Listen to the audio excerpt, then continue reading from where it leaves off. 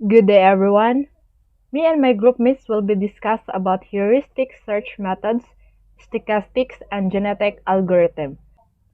So kani silang tulo is mga pamaagi ni siya aron masulbad ang atong problema in a shortest way or shortest path aron makita nato ang solution. So let's start in heuristics search method. Heuristic search methods. What is heuristic search method? Heuristic search method is a technique to solve a problem faster than classic methods, or to find an approximate solution when classic methods cannot, or for finding an approximate solution when classic methods fail to find any exact solution. Parehar na ng pag-search sa mga para Google or anas YouTube. Mag-search ka na manggawas nga mga related topics nga para sa imong research. Murag ingan ang heuristic search method. It is a kind of shortcut as we often trade one of optimality, completeness, accuracy, or precision for speed. A heuristic function takes a look at search algorithms. At each branching step, it evaluates the available information and makes a decision in which branch to follow. It does so by ranking alternatives. Matang ganina. The heuristic is any device that is often effective but will not warranty work in every case. Heuristic search technique are best first search, hill climbing, A-star search, simulated annealing, constraint satisfaction problem. Best first search. Best first search is a search algorithm which explores a graph by expanding the most promising node chosen according to a specified rule.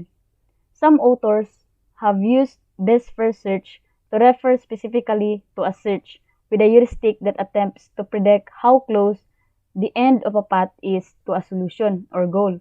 So, that paths which are judged to be closer to a solution or goal are extended first.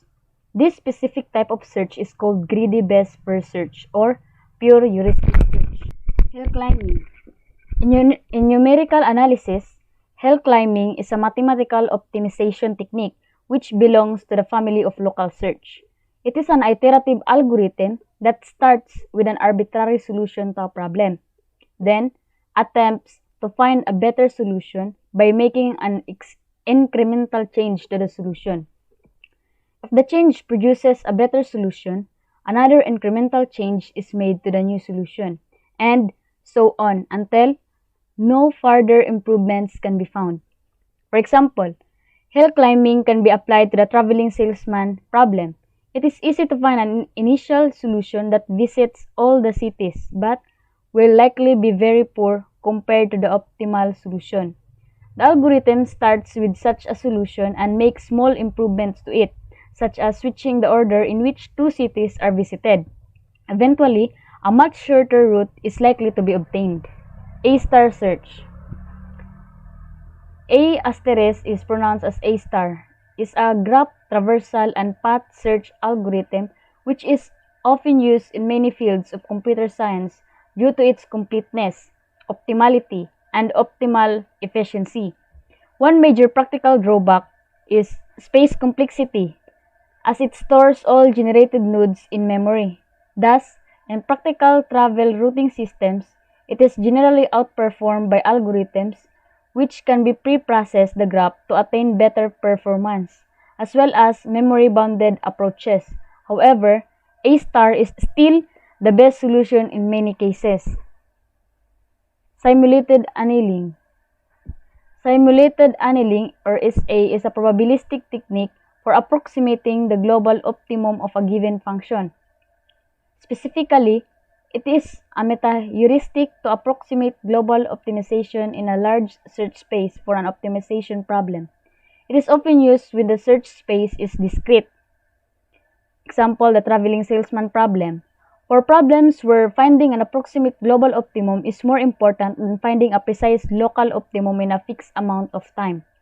Simulated annealing may be preferable to exact algorithms such as gradient descent or branch and bound. Constraint satisfaction problems.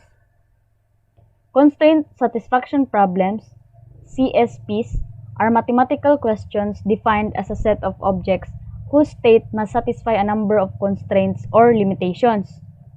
Constraint satisfaction problems, or CSPs, represent the entities in a problem as a homogeneous collection of finite constraints over variables, which is solved by constraint satisfaction methods. CSPs are the subject of intense research in both artificial intelligence and operation research, since the regularity in their formulation provides a common basis to analyze and solve problems of many seemingly unrelated families. CSPs often exhibit high complexity, requiring a combination of heuristics and combinatorial search methods to be solved in a reasonable time. Constraint programming, CP, is the field of research that specifically focuses on tackling these kinds of problems. Additionally, Boolean satisfiability problem, or SAT, the satisfiability modulo theories, SMT, mixed integer programming, MIP, and answer set programming, ASP, are all fields of research focusing on the resolution of particular forms of the constraint satisfaction problem. Examples of problems that can be modeled as a constraint satisfaction problem include type inference, 8 queens puzzle, map coloring problem, Sudoku, known naman din Sudoku, crosswords, Photoshiki, Kakuru, Cruzams, Numbricks, Hidato, and many other logic puzzles. What is stochastics? Stochastic, aim, or guess, refers to the property of being well described by a random probability distribution. Although stochasticity and randomness are distinct in that the former refers to a modeling approach and the latter refers to phenomena itself, these two terms are often used synonymously.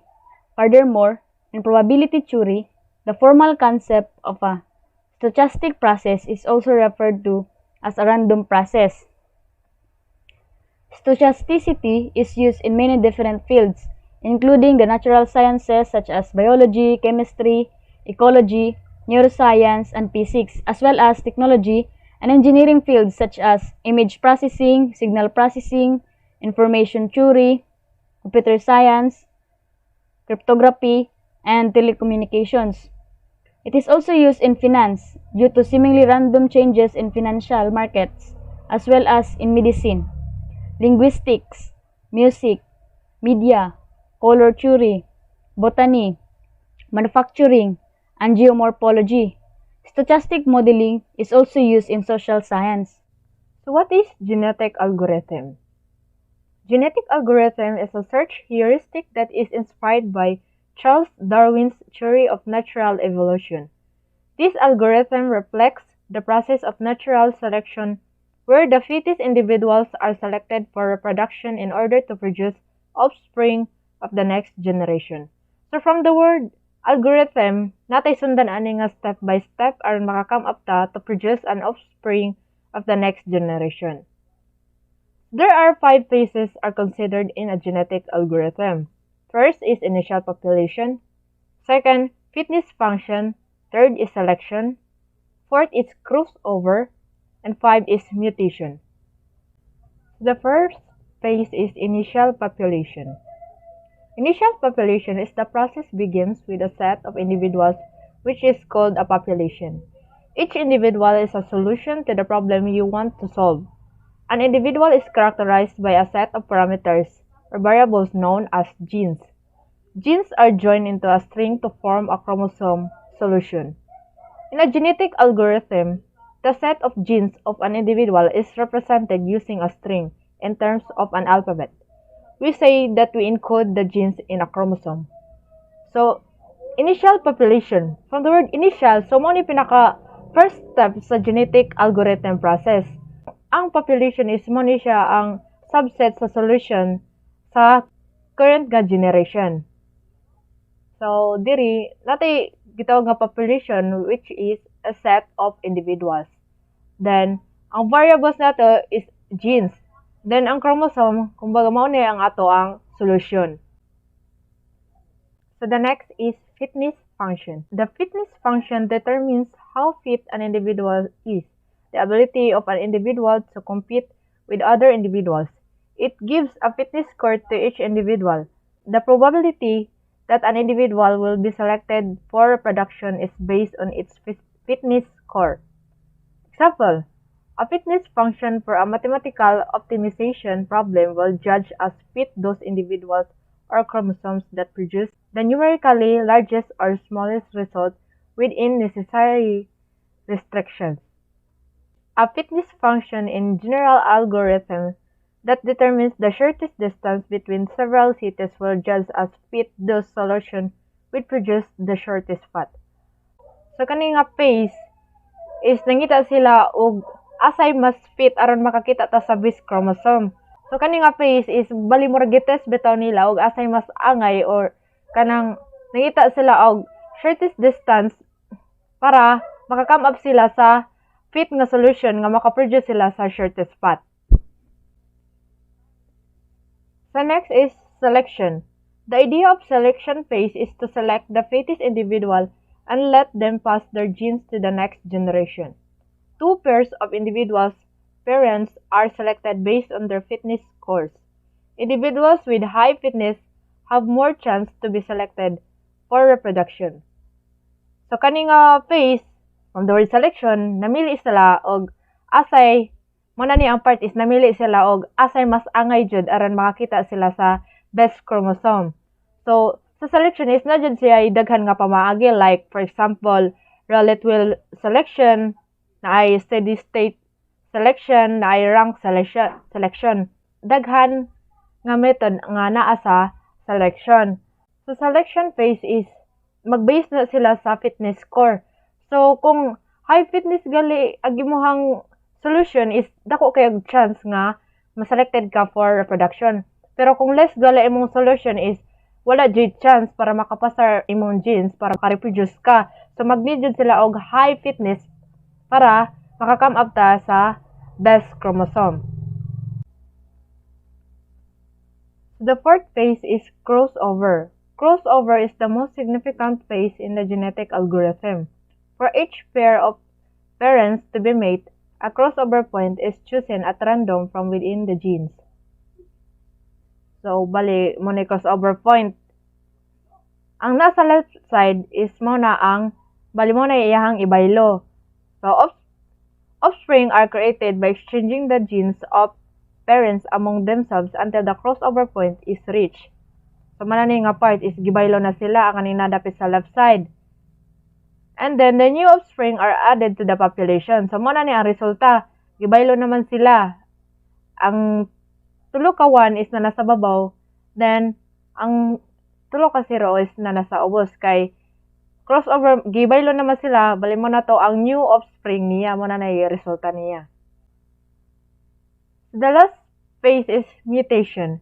In certain new offspring form, some of their genes can be subjected to a mutation with a low random probability. This implies that some of the bits in the bit string can be flipped.